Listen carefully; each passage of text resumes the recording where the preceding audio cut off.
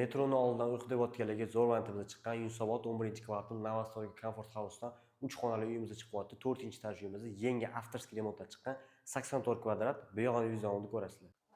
To'g'rimizda podyezddan krush eshigimiz bo'lyapti. Chap qo'limizda mana bu stroyli mebellarni qilib qo'yishibdi. Bu yog'imizda tualeti mana razdelniy. Xo'p. Bu yog'imizda esa vanna qismimiz bo'ladi. Mana ko'rsanglar bo'ladi. Xo'p, to'g'ridan yurib kelar ekanmiz. Bu yog'imizda oshxonamiz bo'lyapti. Oshxonasi ham katta keng. Mana ko'rsanglar bo'ladi. Ayolarimizga yoqadigan katta oshxona bo'libdi. Mana bu yoqda joylar, xolodilnik joylarini ham tashab ketishibdi. Xo'p, chap qo'limizda bu yog'imizda detskiy xonamiz bo'lyapti. Bitta mashxonasi gulxoy bo'lib qolibdi, lekin bu yoqda mana oyna qilib qo'yishibdi.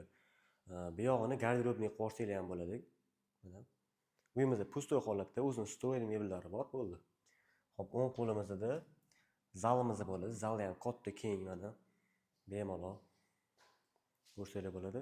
Uyimizdan 84 kvadrat. Shundoq Megaplantga yaqin, metroga ham yaqin.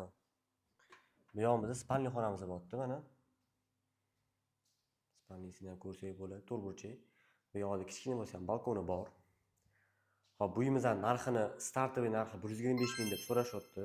Yana sunnatiga ozgina o'tib berilgan joy bor. Bemalol pastdagi nomerlarga telefon qilib aloqaga chiqib qolasizlar.